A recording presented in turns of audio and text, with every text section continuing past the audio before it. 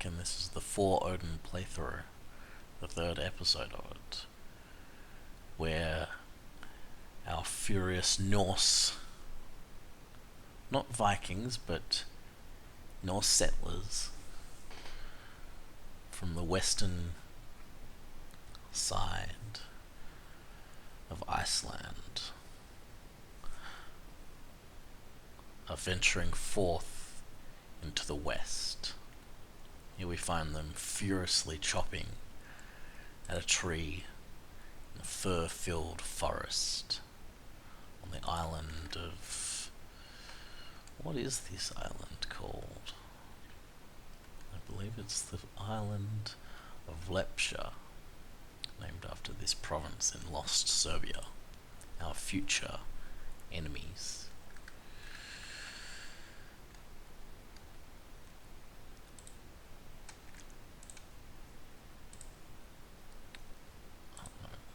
Yes, the island of Lepcha.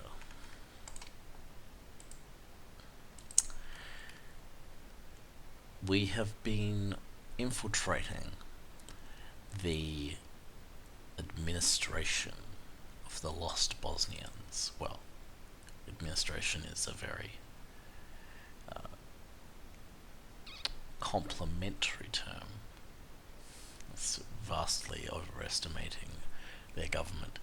I mean, infiltrating the tribe of lost Bosnia.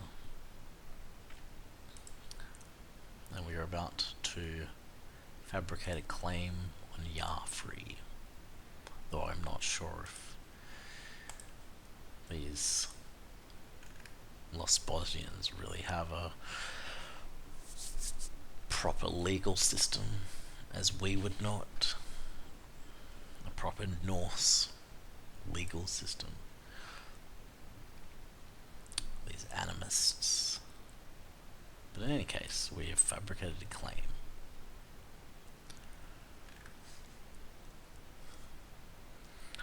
On closer inspection of our enemy's armies, however, we find that they are vastly superior in infantry tactics.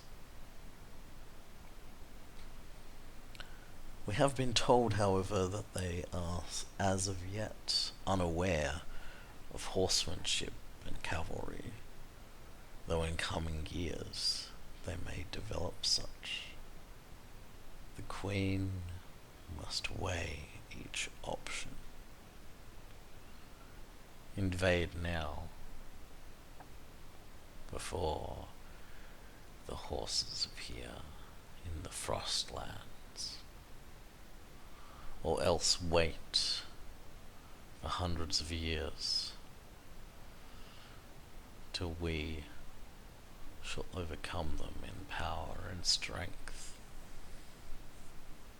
Having decided that the lost Bosnians pose a far greater threat than we first thought, we decide to win them over with diplomacy and friendship, in the hope that our colonial efforts will remain unhindered until such time as our kingdom gains power fit to conquer them and conquer all others. We have started colonization of this little tiny island here, which hopefully will allow us to step over to some things down here in addition to whatever is here. And we are right now going to hire our first explorer, our brilliant brave. What will his name or her name be? Einar Erna. Anyway, he will lead the box on a exploration mission to the Sea of Freewater, which, if we go to our regions, areas, we don't even know what Freewater is currently. That is Freewater. So he will explore not all of that, but a bit of it. I assume that bit of it. And we we shall see what he finds. Oh, and just in case you're interested in Europe, Europe has gone interestingly. Castile has lost. Castile won its initial war with Aragon, but then a Castilian Portuguese kind of alliance lost to France. Obviously, well, France actually inherited Navarre, interestingly, and then invaded through. And obviously, Portugal has lost that province and its Moroccan provinces to Morocco. So, and there are Granadan separatists. If Aragon wins this war, which it might, so it's Aragon, Castile and Naples versus Aragon. Ooh, it's possible. I mean, I could look at the ledger and see what the army states are, but I'm not going to do that right now. Obviously, Poland has expanded east, and that's actually good, I think. Oh, and Novgorod took Pleshkov. Oh no, Poland took Pleshkov. Okay, so I generally like anything that screws up Muscovy's plans. Suits me. I don't like how the big brown and later green blob occurs.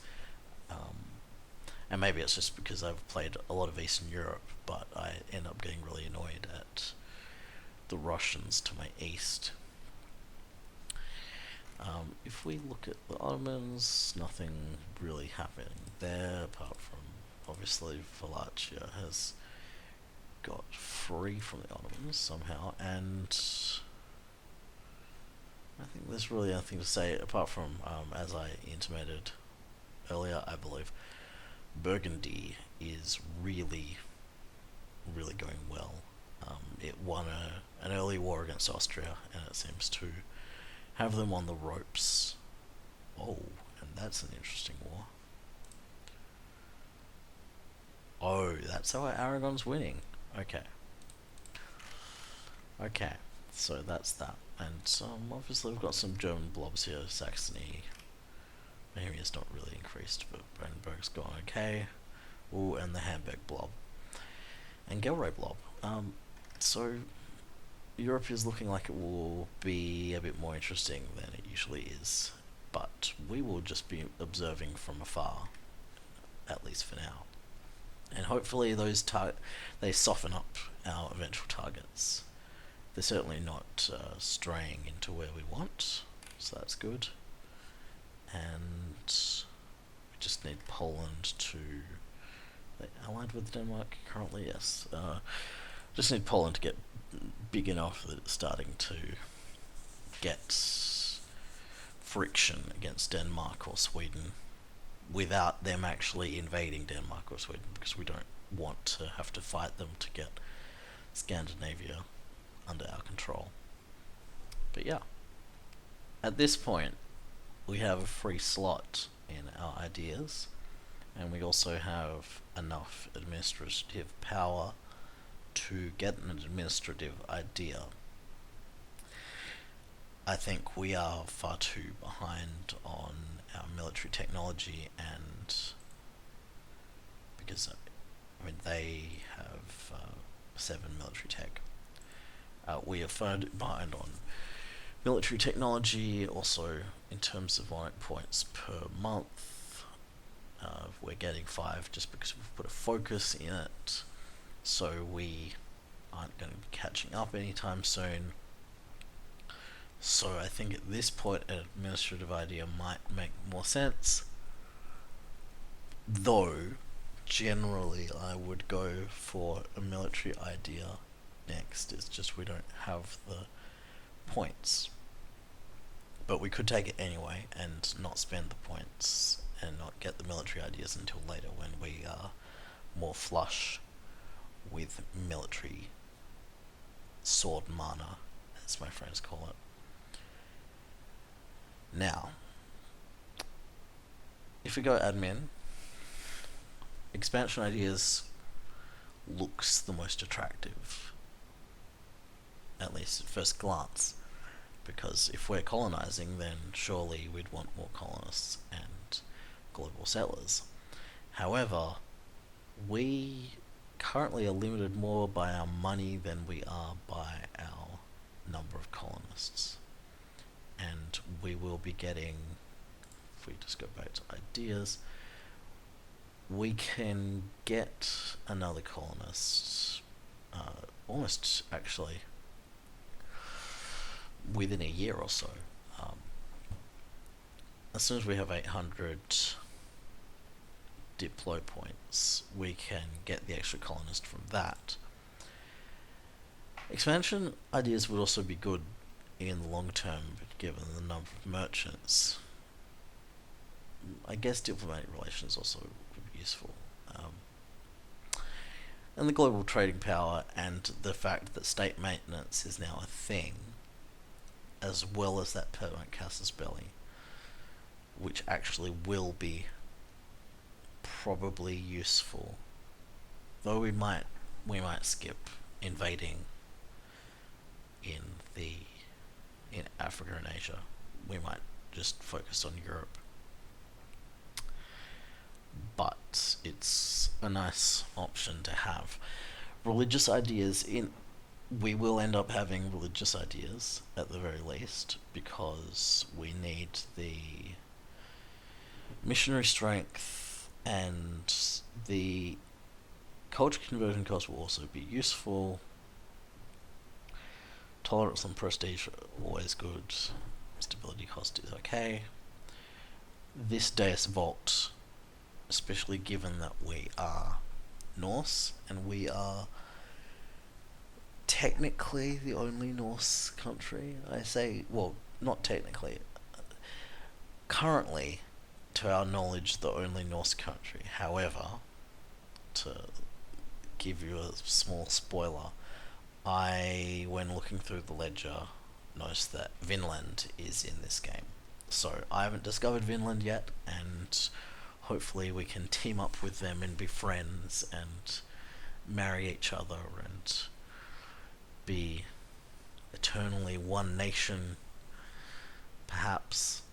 But apart from them, there are no other Norse in the game, in the world, and so the ability to declare war on anyone who is not Norse means that we can declare war on anyone in the world. Now, I forget the actual bonuses of that casus belli. I think I prefer the expansion casus belli, though a lot of people would say that the expansion casus belli is superseded by the casus belli that you get for... do you not get it anymore? Advanced casus belli, yeah. A lot of people prefer the diplomatic casus belli when they actually finally get to invading the New World, and so they don't... not the New World, the Old World, invading the less civilized parts of the Old World. So they see the expansion casus belli as unnecessary. We could go administration, especially because this will increase our number of states, but I don't really know whether we need that many states. Will 3 states really matter that much when we have... when we have 10 up our sleeves? We'll get more through technology. Is 3 really such a big deal? Will I really use mercenaries? Maybe.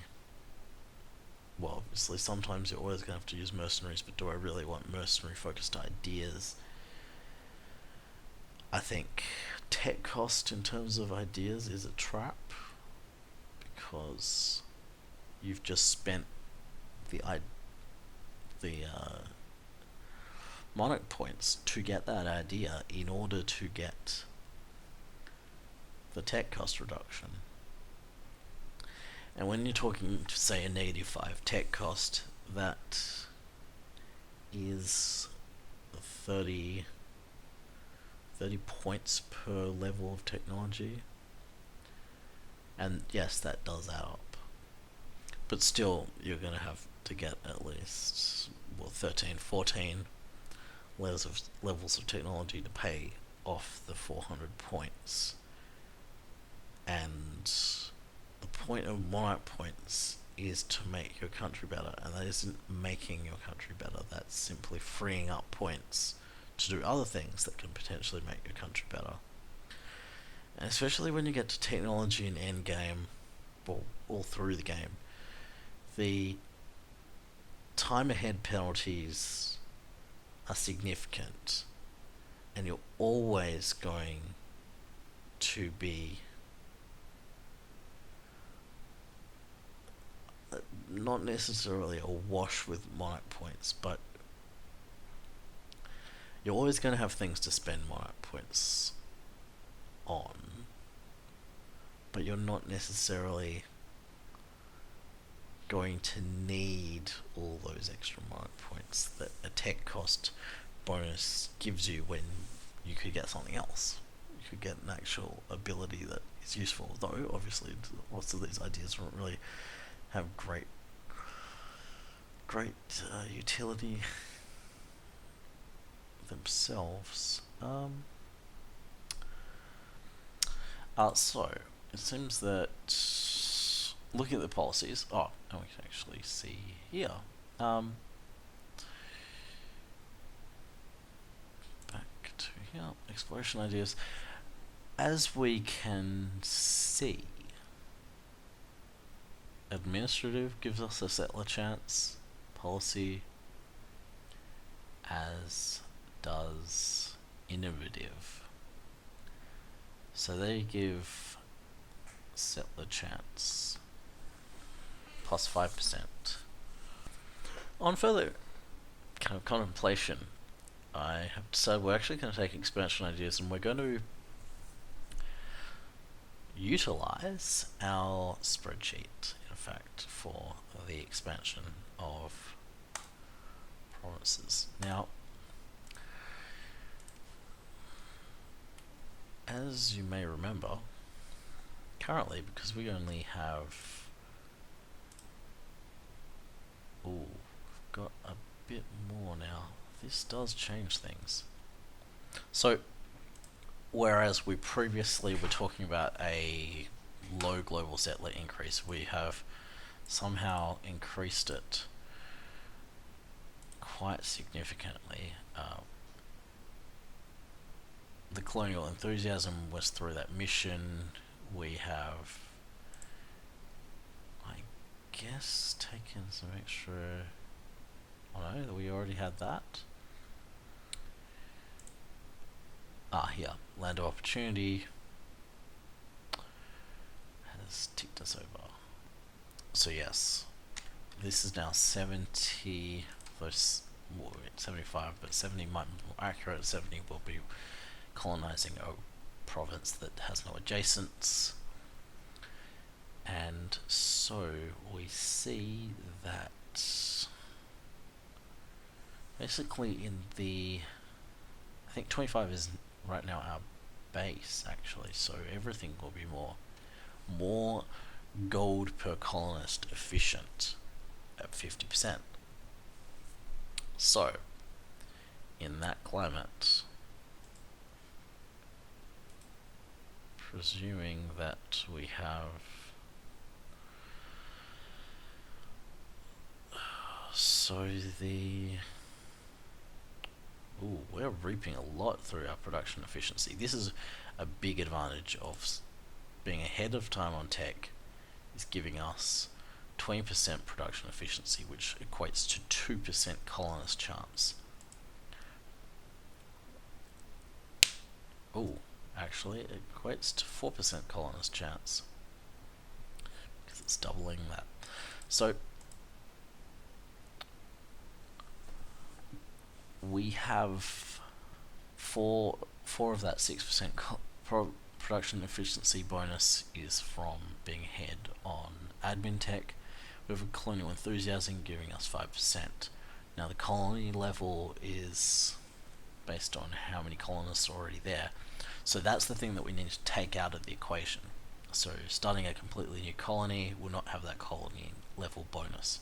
And so we're looking at a situation where a colony starts off with 24, and that means that magically here, though if we had the 75, then that would push it up to needing a 25 to be most efficient at 50%. So 70. And here we go. Where are we going to colonize? Oh, we even have that option there. So you can get the 75 by going adjacent, or we can jump across to one of these islands, which will probably give us more connection. As you see, we've just explored all of this bit, so that island really is crucial, and by taking that one little thing and making sure that no one takes any of those provinces, we should, barring there being something in here, should be able to stop all of Europe except Castile and Portugal from colonizing in the New World.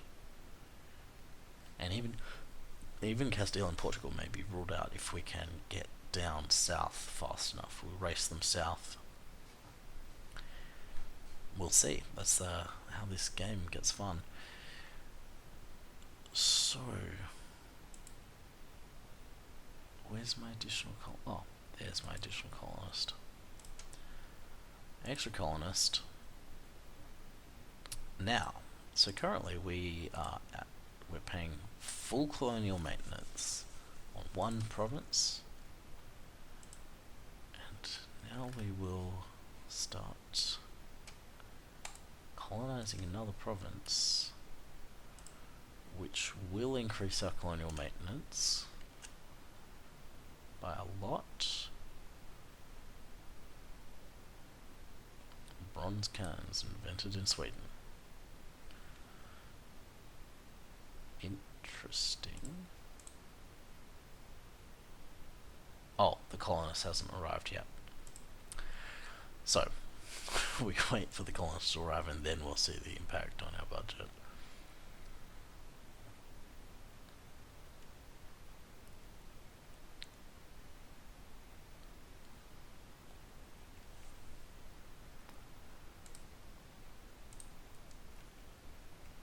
Now, so we have a 25, start with a 25%.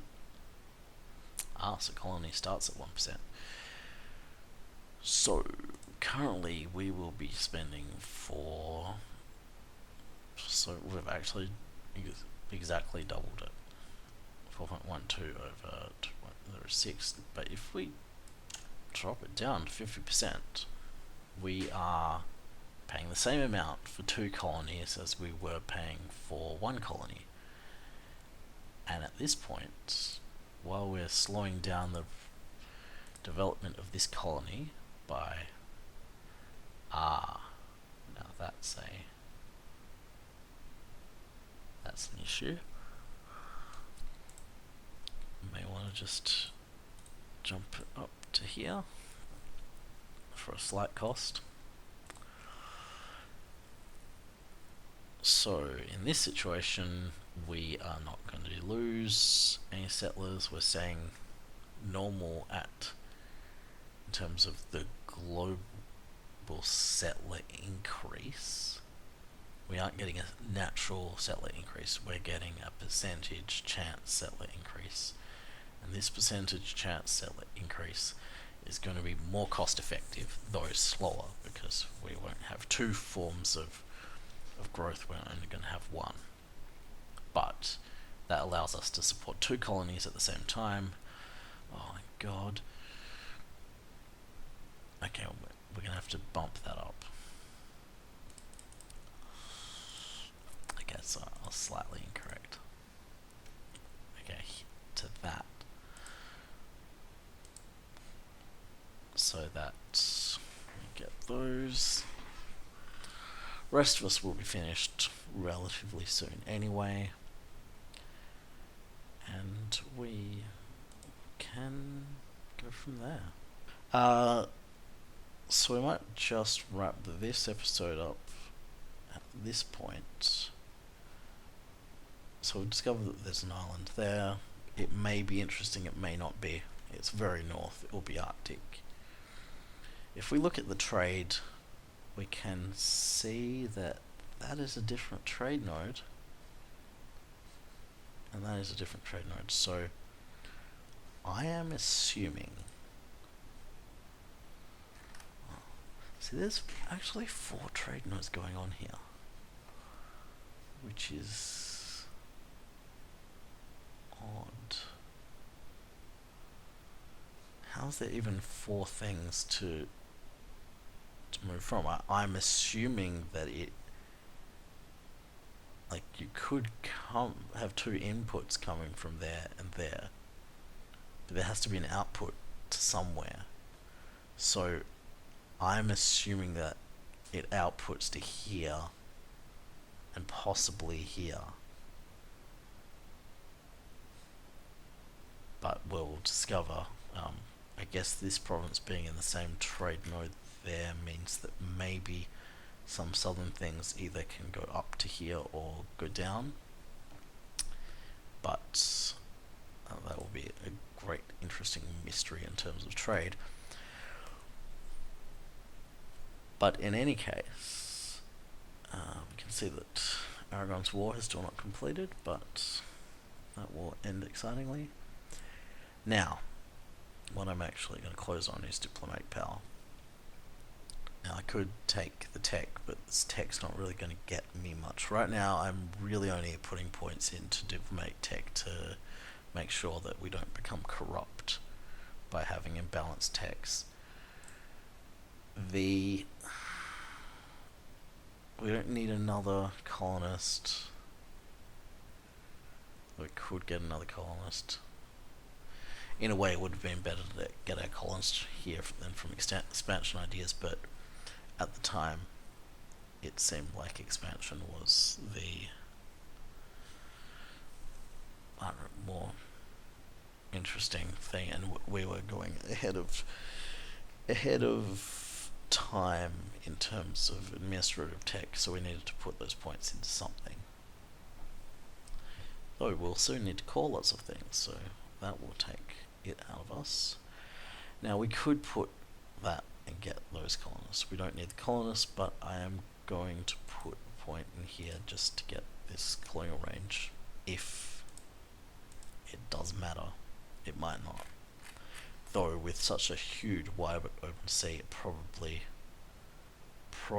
is going to matter. 30% may be enough to get us across from here. Actually, let's just check colonial range. Ooh, that's tough.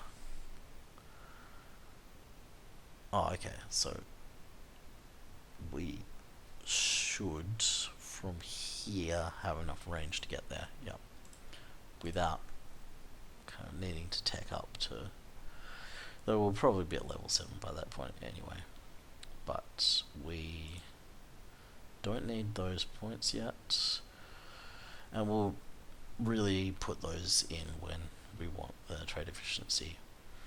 The thing we're making not a colonial empire, but moving our capital and having a new world empire, is that tariffs are going to be meaningless to us until we own Europe. That is an interesting dilemma. Do we have colonies in the New World and then invade Europe and keep our European capital? Or do we move our capital to the New World so that we can make our New World places stronger and not have colonial nations? Because colonial nations are going to be bad and remove a lot of the utility that we'd get from those provinces. It's a tough thing, and we'll have to decide when we get to it. Anyway, until then, I will bid you adieu.